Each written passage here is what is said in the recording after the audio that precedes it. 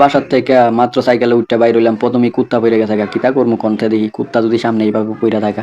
যাই হোক, কুত্তা পড়ে গেছে তাতে কি হয়েছে, আমি চলন্ত অবস্থায় সাইকেল রানিং অবস্থায় যাইতেছি, আসলে জীবনের প্রথম ফার্স্ট ঢাকা শহরে রাইড শেয়ারিং করতেছি, মানে ঢাকা শহরে সাইকেল দিয়ে করতেছি। এটা হচ্ছে ঢাকা শহর না, ঢাকার আশেপাশে সাইডে সাইডে আর কি।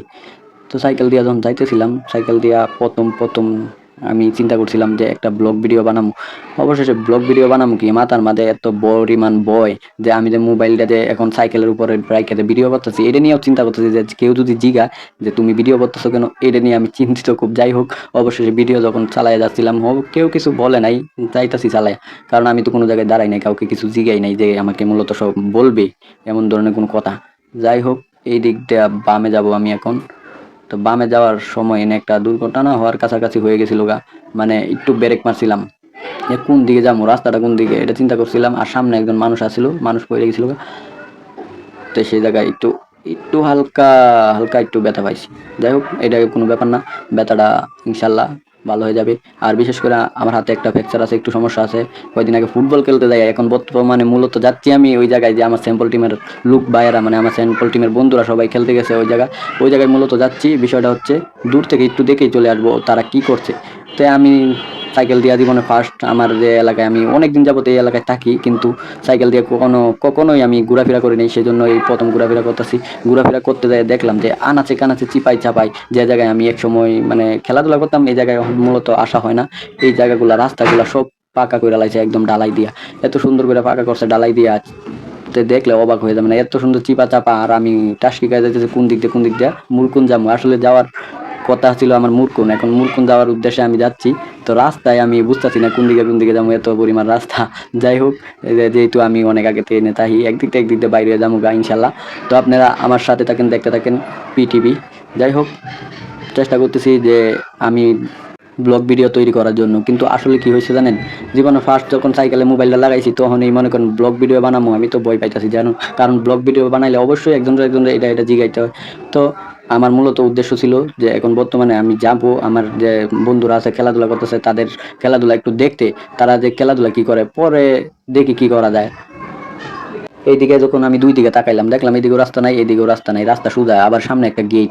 পরে বুঝতে পারলাম যে গেটের ওই পারে একটা রাস্তা আছে, তার মানে ওই পার রাস্তা আছে, যেহেতু ওই পার দিয়ে যাইতে হইব আমার। তখন সাইকেলটা একটু হাতে লইলাম, বাসায় লইলাম সাইকেলটা বাসায় লইয়া যখন একটু পার হইলাম, পার হওয়ার পরে দুই পাশে তাকাইলাম, দুই পাশে তাকানোর পরে দেখলাম যে আমার স্যাম্পল ম্যান দুইটা লোক, মানে আমার স্যাম্পল ম্যান বন্ধু দুইটা লোক যাচ্ছে। তখন এই দুজনকে দেখে আমি ওই দিকে রওনা দিলাম, যে কারণ ওরা যাচ্ছে যেহেতু খেলার জন্য যাচ্ছে, ওই যে লাল গেঞ্জি দুইজন দেখা যায়, অবশ্যই সামনে গেলে দেখতে পারবেন। অবশেষে যাইতেছি, অবশ্যই আমি আস্তে আস্তে সাইকেল চালাইতেছি, কারণ বুঝতেই পারছেন আমার একটা সমস্যা আছে। কি সমস্যাটা, আমার হাত একটু ভাঙা আছে, একটা আঙ্গুল ভাঙা আছে, সেক্ষেত্রে আমি এত পরিমাণ আস্তে আস্তে চালাচ্ছি। আর হচ্ছে রাস্তা হয়েছে এইদিকে দেখলাম খুব সুন্দর রাস্তা, এইদিকে আবার দেখি আয়া ভাঙ্গাচোরা রাস্তা, কি একটা অবস্থা। তারপরে আমি স্টাইলের ড্রেন আছে, ড্রেনের উপর দিয়ে যাইতেছি, সামনে দেখা যায় একটা ব্রিজ, মাথায় নষ্ট ব্রিজের উপরে আমার দুই বন্ধু, ওই যে লাল গেঞ্জি দেখা যায় দূরের থেকে। আমি যাইতেছি ওই রকম ভাবেই যাতে ওদেরকে ধরতে পারি।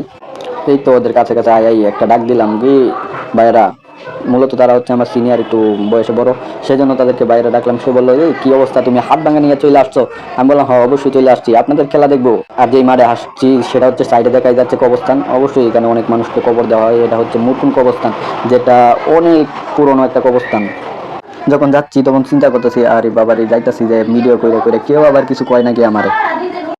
অবশেষে কাছাকাছি চলে আসলাম, কাছাকাছি চলে আসার পরে এখানে আবার আমার একটা বাচ্চা আমার সাইকেলের সামনে পড়ে গেছিল। তারপরে আমি ব্রেক মারলাম সুন্দর করে, বাচ্চাটা যখন এই যে বাচ্চাটা আমার সামনে পড়ে গেছিল, যাই হোক ব্রেক মারার পরে যাই ডাইরেক্ট জায়গায় খাড়ায় পড়ছি, কারণ সাইকেল চালানোর অভিজ্ঞতা আমার শুরু থেকে আছে, কিন্তু অনেকদিন ধরে চালাই না, সে কারণে মনে করেন আয়ার ভিতরে আবার হাতে একটু সমস্যা আছে। সেক্ষেত্রে মনে করেন যখন আমি একটু হন্ডা বাজাইতে যাই তখন একটু দেরি হয়ে যায়। যাই হোক, অবশেষে কবরস্থানের মাঠে ঢুকে গেলাম। এটা হচ্ছে কবরস্থানের মাঠ, সামনে দেখতে পারবেন যে কবরস্থানের মাঠটা কেমন। মাঠে আই দেখি আমার সুপারভাইজার কি সুন্দর বইসা রয়েছে বাসের উপরে, কারণ আমার সুপারভাইজার খেলে না, সে অনেক ভয় পায় যদি আমার মতো যে হাত ভেঙে যায়। আমি কিন্তু হাত ভেঙে লাগছি ফুটবল খেলতে দেয়, একটা আঙ্গুল ভেঙে লাগছিলাম পইরা দেয়। যাই হোক, সে এই কারণে ভয় পায়, সে দেখা যায় না বইসা রয়েছে, সেটারে আমি এতটা করলাম না। আরেকজন দিকে ক্যামেরার সামনে, আমার ক্যামেরার সামনে সুন্দর করে একটা ফাঁসা দিয়ে থুয়ে রাখছে। দূর থেকে তাদেরকে এক নজর দেখলাম, দেখার পরে আর কি করবো, আয়সা পড়লাম আবার ঘুরাইয়া।